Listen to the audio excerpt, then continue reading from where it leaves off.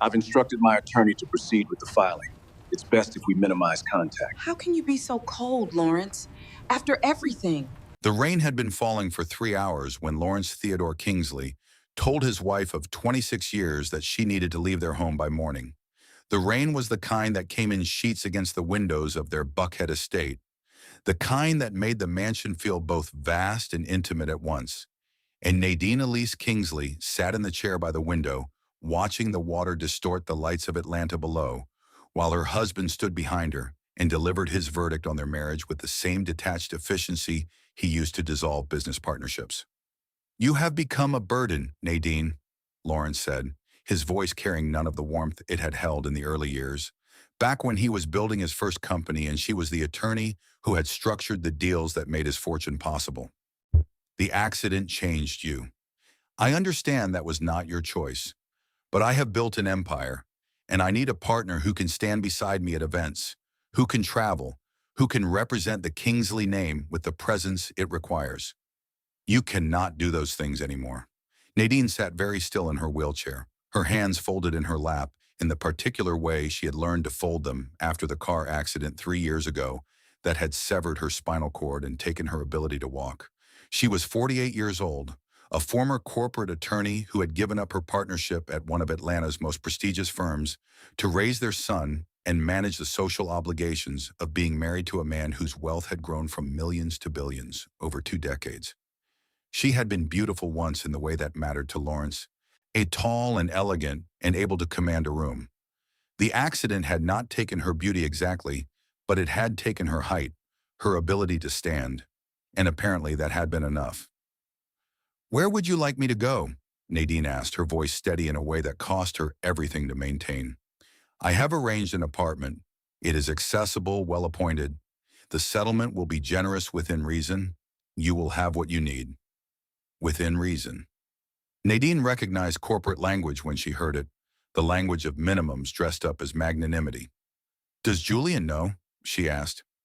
Julian was their son, 23 years old, recently graduated from Harvard Business School, currently working at his father's investment firm in a role that everyone understood was apprenticeship for eventual succession.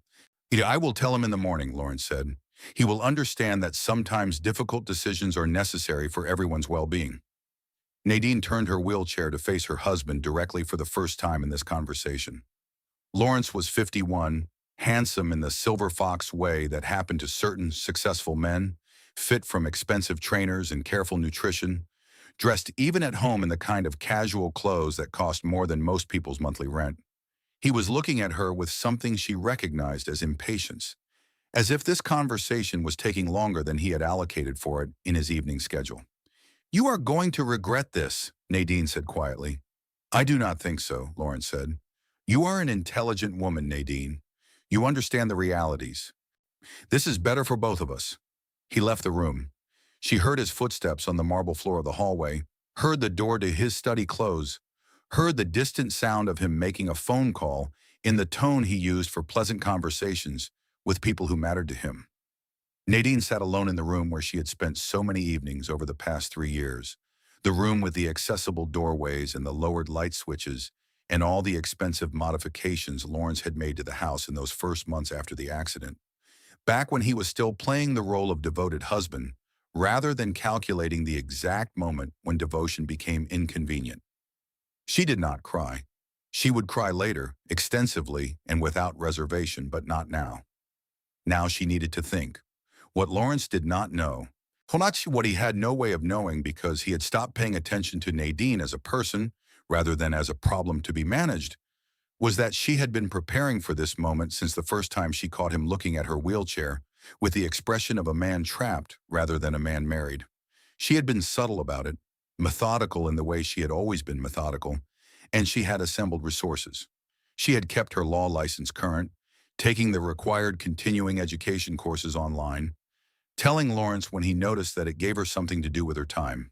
She had been consulting quietly for the past 18 months for a friend's boutique firm, working on contract negotiations and corporate structure for clients who valued expertise over physical presence.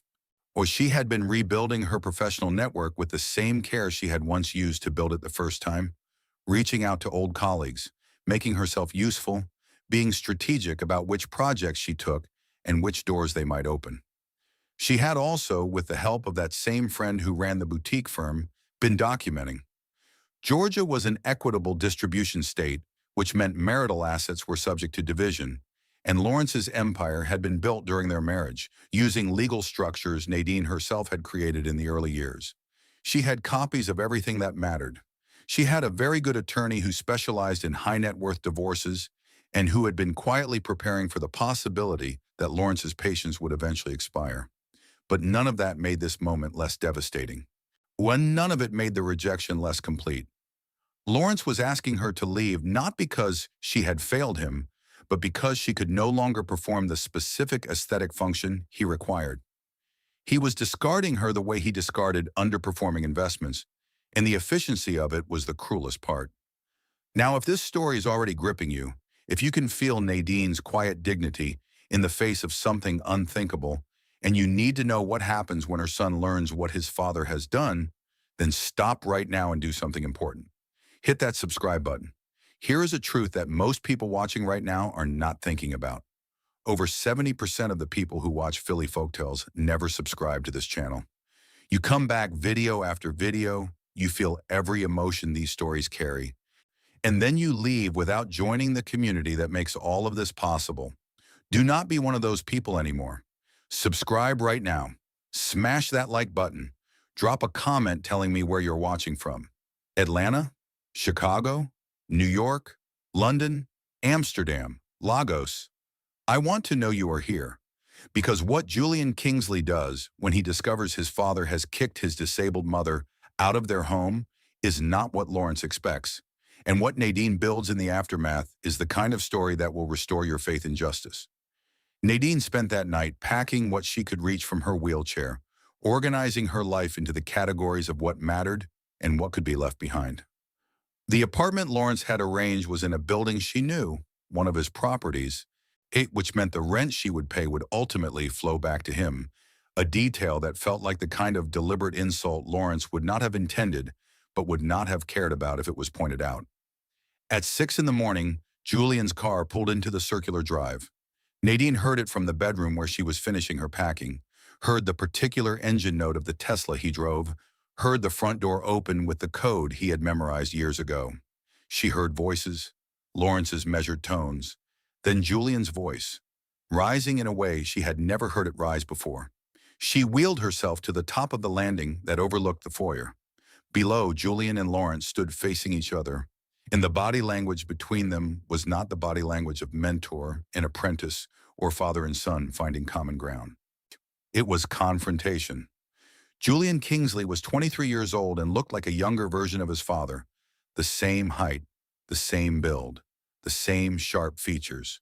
But where Lawrence carried himself with the confidence of someone who had spent decades being proven right, Julian carried himself with something else, something Nadine recognized as the moral certainty of someone who had not yet learned to compromise their principles for convenience. "You told her she has to be out by this morning," Julian said, and his voice was shaking with barely controlled fury. "You told your wife of 26 years, who was in a wheelchair because of an accident that was not her fault, that she is a burden and needs to leave." "Julian, you are oversimplifying." "No," Julian said, cutting him off. "No, I am not. I am stating it exactly as you stated it to her. She is a burden. You need someone who can stand beside you at events. Those were your words." Lawrence's jaw tightened. "Your mother and I had a private conversation. I am disappointed she involved you." "She did not involve me," Julian said. "I came home early because I forgot some documents. I heard you on the phone last night with Richard, laughing about how you were liberating yourself from an anchor. Those were your words too, Dad. An anchor." The silence in the foyer was absolute. Lawrence recovered first, his expression shifting into something Nadine recognized as the face he used for difficult board meetings, the face that radiated calm authority and suggested that emotional responses were beneath the level of the conversation. "Julian, you are young and you are idealistic, and I respect that. But marriage is more complex than you understand. Your mother and I have grown apart. This is better for both of us." "You are lying," Julian said flatly. "You are not doing this for her. You are doing this because Veronica Ashford can walk and Mom cannot. Nadine went very still at the top of the stairs. Veronica Ashford. She knew the name. Everyone in Atlanta's social circles knew the name.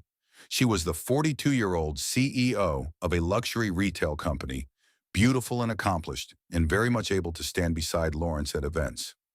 Lawrence did not deny it. His silence was confirmation. Julian looked at his father for a long moment, and something changed in his expression. Not anger anymore, or not just anger, something colder. I am not going to work for you anymore, Julian said. What? Do not be dramatic. I am not being dramatic. I am telling you that I will not build my career as the apprentice to someone who treats people this way. I will not inherit an empire built on the principle that human beings are disposable when they stop serving your purposes. You are throwing away your future over a marital dispute that does not concern you, Lawrence said, and for the first time his voice carried an edge. It concerns me completely, Julian said, because the woman you are throwing away is my mother, and because if this is what you are willing to do to someone who has stood beside you for 26 years, then I need to know that now before I waste more of my life learning to be you. He turned toward the stairs, saw his mother at the landing, sure, and the expression that crossed his face when he saw her sitting there in her wheelchair at 6 in the morning, clearly having overheard all of it, was something she would remember for the rest of her life. It was grief and fury and love and the particular determination of someone who had just decided something that could not be undecided.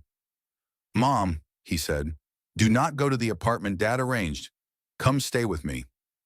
Julian lived in a loft in the old Fourth Ward, a space he had chosen himself despite Lawrence's offers to set him up somewhere more appropriate to his position.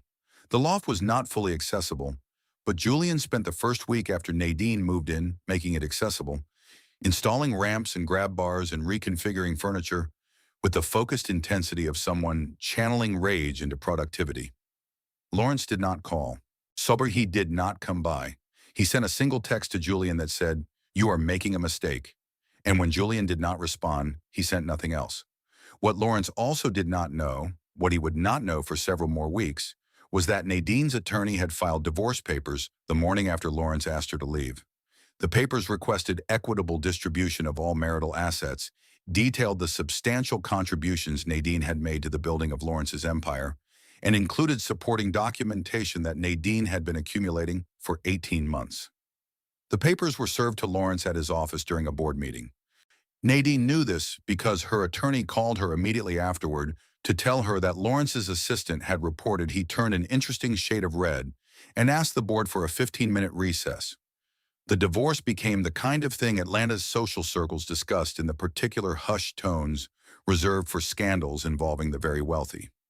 Lawrence had expected Nadine to accept whatever settlement he offered, had calibrated his entire approach around the assumption that a disabled woman with limited resources would have no choice but to take what was given. He had not expected her to fight, and he certainly had not expected her to fight with the strategic precision of someone who had spent 2 decades as one of the best corporate attorneys in the city. Nadine's attorney was a woman named Simone Okonkwo, 60 years old, a legend in Georgia family law, and someone who had built her reputation on taking high-net-worth divorces and extracting every dollar the law allowed. She and Nadine had known each other professionally for years, had worked opposite sides of deals in the old days, and when Nadine had called her 18 months ago to say she needed to prepare quietly for a divorce, Simone had said, "Tell me everything and leave nothing out." What Nadine had told her was this: Lawrence Kingsley had built a billion-dollar empire during their marriage. He had done it using legal structures and corporate formations that Nadine had designed in the early years when she was still practicing. He had done it while Nadine managed their home, raised their son, and handled the social and philanthropic obligations that were essential to Lawrence's reputation in Atlanta's business community. Georgia law recognized such contributions as valid claims to marital assets, and Georgia law did not look kindly on spouses who tried to hide assets or diminish their value in anticipation of divorce. Simone had filed for discovery. She had requested documentation of every account, every holding company, every offshore structure, every investment vehicle Lawrence controlled. And when Lawrence's attorneys tried to slow walk the production of documents, Simone had filed a motion to compel that was so thoroughly researched and precisely argued that the judge granted it within a week and warned Lawrence's team that any further delays would result in sanctions. And the financial picture that emerged from discovery was substantially larger than even Nadine had estimated. Lawrence was not just wealthy, he was significantly wealthier than the public-facing numbers suggested, with assets carefully distributed across structures that minimize tax exposure and maximize privacy. Simone's forensic accountant put his net worth at approximately $2.4 billion. Under Georgia's equitable distribution statute, Nadine had a strong claim to a substantial portion of that. Not half necessarily, because equitable did not mean equal, but enough that Lawrence's attorneys began making settlement offers within 2 weeks of seeing the discovery results. The first offer was $20 million in the House. And Simone responded with a counteroffer of $300 million and half of all jointly held property. Lawrence's attorneys called the demand ridiculous. Simone told them to review the documentation of Nadine's contributions to the corporate structures that generated Lawrence's wealth and get back to her with a serious offer. While this was happening, Nadine was doing something else. She was rebuilding her practice. The boutique firm where she had been consulting, a small shop run by her friend Marguerite Cross, had offered her a full partnership.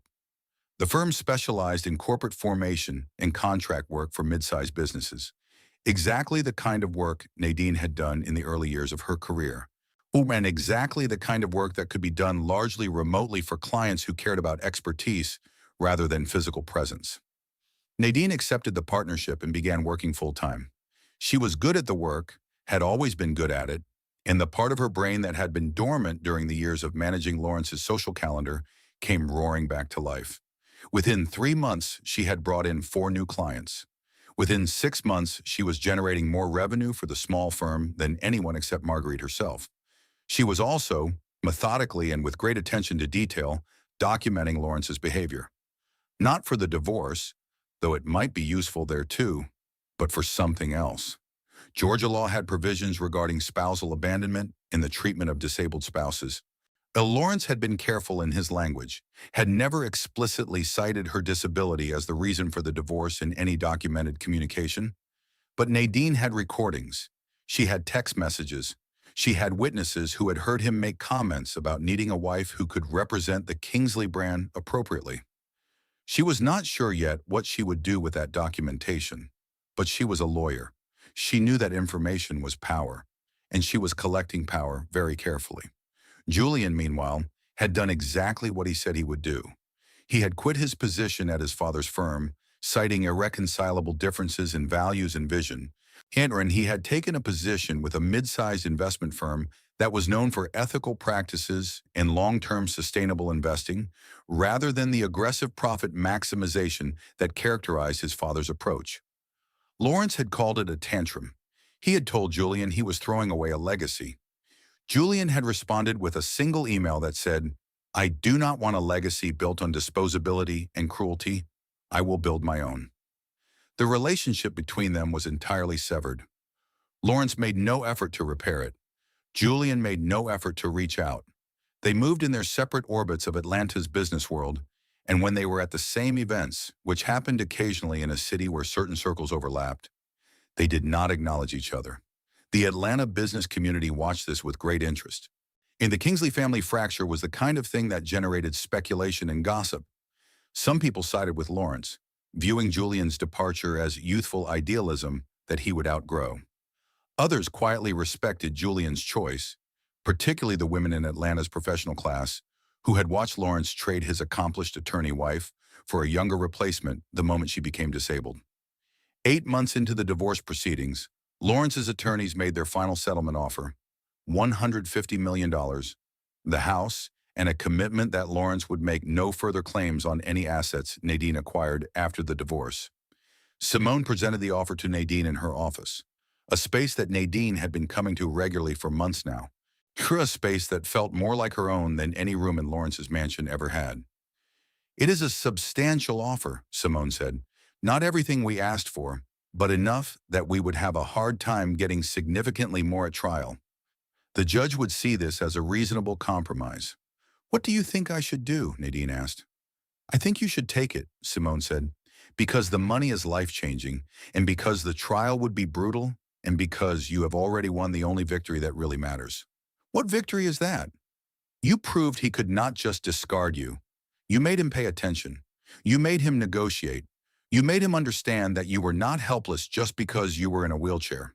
That is worth more than the dollars, Nadine. Nadine looked out the window of Simone's office, one of which overlooked the Atlanta skyline, the city where she had built a career and a marriage, and a life that had all felt stable until the moment it was not. I will take the settlement, Nadine said. On one condition, I want a clause that says Lawrence cannot make any public statements characterizing the reason for the divorce. No press releases saying we grew apart or wanted different things. Either he says nothing or he tells the truth, which is that he asked his disabled wife to leave because she could not stand beside him at events. Simone smiled. I will get you that clause. The divorce was finalized 2 months later. Nadine walked away with $150 million, the Buckhead estate that Lawrence had never loved as much as she had, and her reputation intact. Lawrence walked away with the majority of his empire and a reputation that was significantly more complicated than it had been a year earlier. But the story did not end there. 6 months after the divorce was final, Nadine did something that surprised everyone who knew her. She used $30 million of her settlement to start a foundation. The Nadine Kingsley Foundation for Disability Rights and Advocacy was established with a clear mission: to provide legal representation, accessibility modifications, and economic support for people with disabilities who were facing discrimination in employment, housing, or family law matters. The foundation opened with a staff of 12, including 3 attorneys who worked full-time on disability rights cases. Within the first year, they had taken on 40 cases and won 32 of them. And within 2 years, they had successfully lobbied for changes to Georgia's building codes that improved accessibility requirements for new construction. Nadine ran the foundation from an office that was fully accessible and beautifully designed, working alongside people who valued her expertise and her vision. She was on the board of 2 other disability advocacy organizations. She was quoted regularly in news stories about disability rights. She became, quietly and without seeking the attention, one of the most respected voices in Georgia on the intersection of disability and civil rights. The foundation's work brought her into contact with people Lawrence would never have allowed in his social circle.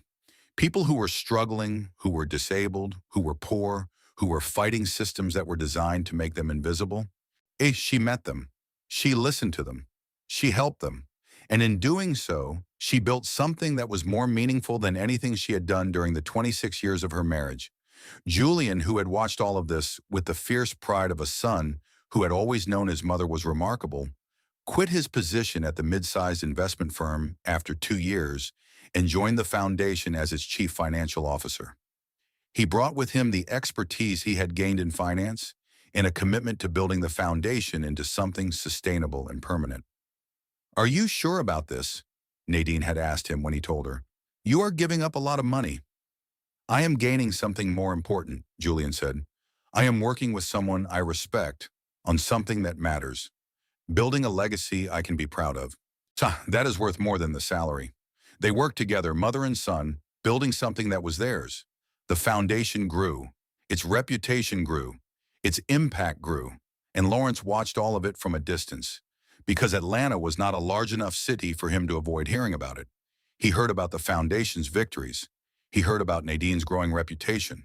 He heard when Julian was quoted in an article about ethical investing and mentioned that his mother had taught him that true wealth was measured by impact rather than accumulation.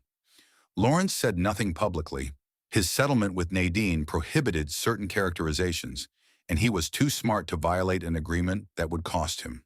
But privately, people who knew him said he had become bitter about it, that he viewed Nadine's success as a deliberate rebuke, that he particularly resented Julian's choice to work with her rather than rebuild the relationship with him.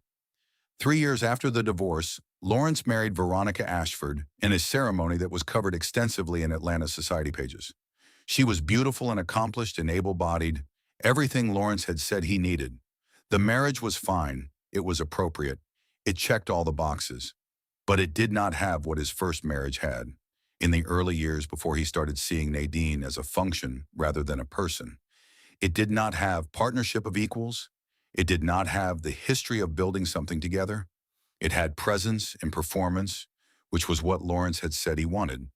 But it turned out that presence and performance were not enough to make a marriage feel like more than a successful merger. 5 years after Lawrence had told Nadine to leave their home by morning, he received an invitation to an event he had not expected. The Nadine Kingsley Foundation was holding its annual gala, a fundraiser that had become one of Atlanta's significant charitable events, and Lawrence was invited as a major donor prospect. He almost declined, but his board had been pressing him to improve his public image, which had taken some hits over the years as stories circulated about the divorce and his treatment of his first wife. His PR team thought attending the gala and making a significant donation would be good optics. Lawrence agreed, not because he wanted to see Nadine, but because he was still fundamentally a man who made decisions based on strategic value. The gala was held at the High Museum, a venue Nadine had chosen specifically because it was fully accessible and beautiful. The event was attended by 500 people, a mixture of Atlanta's philanthropic class, disability rights advocates, and people whose lives had been changed by the foundation's work. Lawrence arrived with Veronica, both of them dressed impeccably, both of them prepared to play their roles. They were seated at a table with other major donor prospects, people Lawrence knew from various business contexts. The evening proceeded with the usual gala structure: cocktails, dinner, speeches, and auction. Then Nadine took the stage. Lawrence had not seen her in person since the divorce was finalized. He had seen photos, so he had heard descriptions, but seeing her in person was different. She was 53 years old now, her hair silver-streaked and elegant, wearing a gown that had been designed specifically to look beautiful on someone seated in a wheelchair. She moved to the podium with confidence, her chair expertly navigated, and when she began to speak, the room went quiet in the way rooms go quiet for people who command attention through substance rather than volume. Nadine talked about the foundation's work over the past 5 years, the cases they had won, the lives they had changed, the policies they had influenced. She talked about disability not as tragedy, but as part of human diversity that deserved respect and accommodation. She talked about the people the foundation served, telling specific stories with permission, bringing their experiences into the room in a way that made them real rather than abstract. Then she said something that made Lawrence go very still. "This foundation exists because 5 years ago, someone told me I was a burden," Nadine said. "Someone I had spent 26 years building a life with decided that my disability made me disposable. And in that moment, I had a choice. I could internalize that message, could believe that my worth had been diminished by my wheelchair, or I could prove that worth is not measured by what your body can do, but by what your mind and heart and will can accomplish." She paused, let that sit in the room. "I chose the latter, and every person we have helped through this foundation is part of that choice. Every case we win, every barrier we eliminate, every life we improve is evidence that disability does not diminish worth, that people in wheelchairs can build empires just as surely as people who can walk, that being discarded can be the beginning of something more important than what was lost." The room erupted in applause, not polite applause, but the real thing. People standing and clapping with the energy of people who had been genuinely moved. Lawrence did not stand. He sat very still in his chair, watching his ex-wife on stage and feeling something he had not expected to feel. He felt small, he felt seen, and he felt, for the first time in 5 years, the full weight of what he had done. After the speeches, after the auction, during the portion of the evening when donors mingled and talked, Julian found his father standing alone near the bar. Julian was 28 now, no longer the young man who had confronted his father in the foyer, but a man in his own right, someone who had built a career and a reputation independent of the Kingsley name. "Hello, Dad," Julian said. Lawrence looked at his son, this person he had not spoken to in 5 years, except through attorneys when absolutely necessary. "Julian," Lawrence said carefully, "that was something, was not it?" Julian gestured toward the stage where Nadine had spoken. "What she has built. It is impressive," Lawrence admitted, because he was nothing if not honest about market realities, and the foundation's success was a market reality. "She did not do it to spite you," Julian said. "In case you were wondering, She did it because it needed to be done, and because she is the kind of person who sees a need and addresses it. She always was. Will you just stop noticing? Lawrence was quiet for a long moment. Then he said, I made a mistake. It was the first time he had said it out loud to anyone. Yes, Julian said. You did. A big one. And you compounded it by never acknowledging it, never apologizing, never trying to make amends. Would an apology have mattered? To Mom? I do not know. Maybe, maybe not. But it would have mattered to me. It would have shown me that you were capable of recognizing when you were wrong. Instead, you just moved on and acted like what you did was justified. I thought I was making a rational decision, Lawrence said. You were making a cruel decision, Julian corrected, and you dressed it up as rational because that is what you always do. You hide behind logic and efficiency and strategic thinking, and you use those things to avoid acknowledging that you hurt people. They stood in silence for a moment. Around them, the gala continued, people networking and laughing and engaging with the cause. I am proud of what you have done, Lawrence said finally, gesturing vaguely toward Julian's work with the foundation. Even if I wish you had done it differently. I am proud of it too, Julian said, and I am proud of Mom. And I am proud that when you asked me to choose between your money and my principles, I chose principles. That is the best thing you ever taught me, even though you taught it accidentally by showing me what happens when you choose wrong. Julian walked away. Lawrence stood alone at the bar, watching his ex-wife and his son across the room, watching them laugh together about something, watching the people around them gravitate toward them with the particular energy people have around people they genuinely respect. Lawrence had built a billion-dollar empire. He had achieved everything he set out to achieve in business. But standing in that museum, watching the gala that celebrated work he had once dismissed as beneath notice, he understood something he had not understood 5 years ago. He had won the game he thought he was playing. But it had been the wrong game all along. The real game, the one that actually mattered, was being played by the woman on the stage who had transformed his cruelty into a foundation that changed lives. And that game, Lawrence had lost completely. 3 months after the gala, Lawrence did something unprecedented. He made a donation to the Nadine Kingsley Foundation. Not a token amount, not the minimum required for good PR, but $10 million, given anonymously through a structure his attorney set up specifically to prevent his name from being attached. Nadine found out anyway, because Atlanta's philanthropic community was smaller than people thought, and because her CFO was her son, who knew his father's financial structures better than anyone. Dad donated $10 million to the foundation, Julian told her one afternoon in the office they shared. Nadine looked up from the brief she was reviewing. Anonymously? Yes, through a donor-advised fund that is structured to obscure the source, but I recognize the account numbers. What do you think it means? Julian considered. I think it means he is trying to do something right, even if he cannot bring himself to do it publicly. I think it means he knows he was wrong, even if he cannot say it out loud. I think it means he is learning, very slowly, that the things he dismissed as unimportant are actually the things that matter. Do you want to reach out to him? Nadine asked. Julian thought about it. Maybe, eventually, but not yet. He needs to sit with what he did for a while longer. He needs to understand that apologies and money do not automatically fix things, that some damage takes time to repair, if it can be repaired at all. Nadine nodded. She understood that. She had spent 5 years repairing damage, not to her relationship with Lawrence, which was beyond repair, but to her sense of her own worth, to her understanding of what she could build and who she could become. The foundation continued to grow. By its 7th year, it had a staff of 40 and an annual budget of $12 million. It had expanded beyond Georgia into Alabama and Tennessee, providing services to people across the Southeast. Nadine was nationally recognized as a leader in disability advocacy. Julian was building a career as a social impact investor, using the skills his father had taught him in service of values his mother had instilled. Lawrence continued his life as a billionaire businessman, married to a woman who checked all his boxes, successful by every conventional measure. But the people who knew him well said he had changed.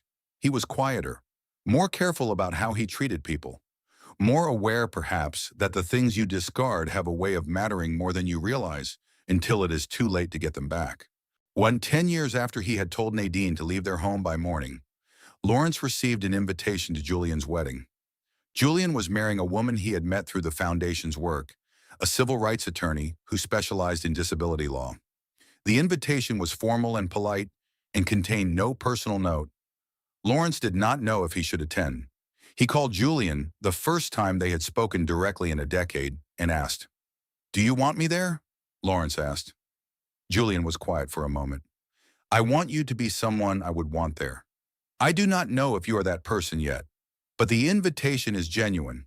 If you come prepared to be civil to Mom and to respect that this day is about me and Keisha, not about your history with either of us." "I can do that," Lawrence said. He attended the wedding. Tony sat in the back. He watched his son marry a remarkable woman in a ceremony that was beautiful and accessible and full of people who clearly loved them. He watched Nadine, seated in her wheelchair in the front row, crying happy tears as her son exchanged vows. He did not speak to her. The time for that conversation had passed or had not yet come, or perhaps would never come. But he watched her, and he saw what she had become in the decades since he had decided she was dispensable. She had become someone who mattered, someone who had built something lasting, someone who had transformed pain into purpose and rejection into a reason to fight for other people who society tried to reject. Lawrence had built an empire, but Nadine had built a legacy. And sitting in the back of his son's wedding, now watching the family he had broken and the new family his son was creating, Lawrence understood which one would last longer. After the ceremony, during the reception, Julian found his father standing alone on the terrace of the venue, looking out at the Atlanta skyline. "Thank you for coming," Julian said. "Thank you for inviting me," Lawrence said. "Your mother did not object?" "Mom said it was my decision. She said she had made her peace with what happened a long time ago, and that if I wanted you here, she would not make it difficult. She is a better person than I ever gave her credit for," Lawrence said quietly. "Yes," Julian agreed, "she is." They stood together in silence for a moment, father and son, separated by years of decisions that could not be undone, but perhaps, eventually, could be acknowledged. "I was wrong," Lawrence said. "About her, about what mattered, about all of it." "I know," Julian said. "Does she know?" "I think so, but you should tell her yourself, if you ever get the chance." Lawrence looked at his son, this man who had chosen conscience over inheritance, principle over profit, and had built a life that was richer for those choices. "I am proud of you," Lawrence said. "I should have said it years ago, but I am proud of the man you became, even though you became it by rejecting almost everything I taught you." "Not everything," Julian said. "You taught me to work hard, to be strategic, to think long-term. I kept those things, I just applied them to different goals." They stayed on the terrace for a few more minutes, not reconciled exactly, but perhaps on the path towards something that might eventually resemble understanding. Inside, the reception continued. Nadine sat at the head table, surrounded by friends and family, laughing at something the maid of honor had said. She was 58 years old, silver-haired and elegant, successful and respected and loved. She had been discarded 10 years ago by a man who thought her wheelchair made her worthless. And she had proven, methodically and powerfully, and without ever needing his validation, that worth was not measured by what you could no longer do, but by what you chose to build from the pieces of what was broken. The foundation would continue for decades. The lives it changed would number in the thousands. The precedents it set would influence law and policy across the country. And Lawrence Kingsley would spend the rest of his life knowing that the best thing he ever built was not his billion-dollar empire. It was the family he destroyed and the woman who rose from that destruction to build something that actually mattered. That was the real legacy, and it belonged to Nadine.